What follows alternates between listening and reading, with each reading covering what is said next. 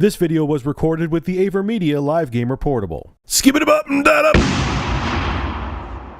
It's back. Did you really think SOPA was going to go away for good? Did you really think a SOPA-like bill was not going to go through Congress again? Did you think that Obama was really against the provisions that were in SOPA?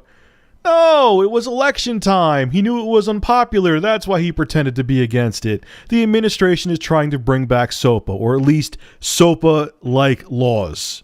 Don't believe me? Then you'll believe the Huffington Post. Watch this. The Department of Commerce's Internet Policy Task Force could be taking away your Nicki Minaj and Justin Bieber cover songs. Last week, they proposed making it a felony to stream copyrighted works. Zach, what happened with SOPA? Do you remember that? I thought that this sort of legislation died an early death with all that. Who's behind this? Why is it coming back? Yeah, this is all really wild because, as you said, a couple years ago, there was this big legislative push from record labels and movie studios to sort of rewrite the nation's copyright laws and particularly the penalties associated with violating copyright laws so that they could have the late 1990s record industry back again. Here we have the Commerce Department, which is traditionally very sympathetic to the demands of the record industry and the film industry, basically reintroducing some of those same provisions. There are all sorts of programs that develop on the internet that are really good and useful for society that are dependent on information that comes from some other place.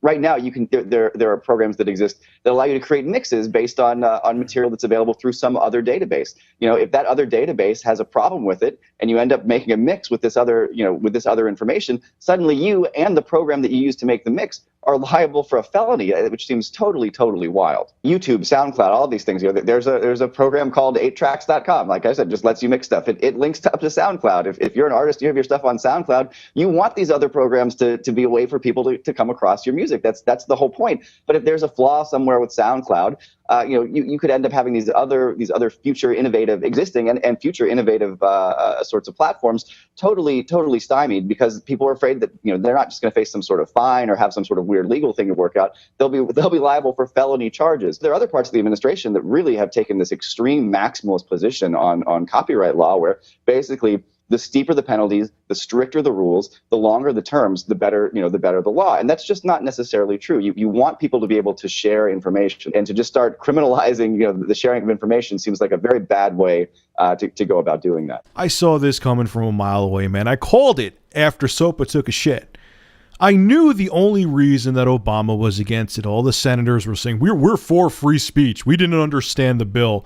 My ass, you didn't understand the bill. You didn't care to understand it because you were getting your pockets lined by the Motion Picture Association of America and the Recording Association of America. You were getting your pockets lined by both of them. You know how many bills I'm sure get signed and passed and the senators don't even know what the fuck is in the legislation? Give me a break, man. And the only reason that SOPA died was because it was an election year. And everyone knew how unpopular it was. Anyone who sided with SOPA or sided with the entertainment industries who were very for SOPA, they would have been kicked out of office. Even people who didn't even know about SOPA. It was just like a trend. It was the hip thing to do was to be against SOPA. No one was going to side with that. But the election's over. Obama doesn't give a shit anymore. He's a corporatist, man. He's going to side with his buddies. He can't get a third term in office. He doesn't care. So, you want to bring SOPA-like provisions back? Welcome aboard. Just give me, what do I need to sign? I won't even fucking read it. Unreal. You know what pisses me off and bothers me the most too is that they think that everyone's tired. Everyone's all fat and satisfied. They think because we defeated SOPA, it was also help with the corporation because even Google hated SOPA too. But everyone's fat and happy now. Everyone's like, nothing like SOPA will ever happen again. My ass, they already tried 3 times. They already tried. They had SOPA. They had PIPA, actually 4 times. ACTA took a shit because everyone in Europe flipped out over ACTA.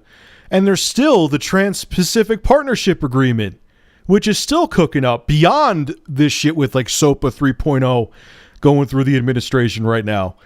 So basically, 4 or 5 times. They're going to keep going. There's too much money involved. Politics is all about money and power, man. The only way to stop this shit is to take money out of politics. If you have donors, aka which are legal bribes, and corporations and banks are allowed to toss money to senators, who are they going to side with? That's the reason why our government is so corrupt, because everyone's so fucking bought off and paid for, signed, sealed, and delivered.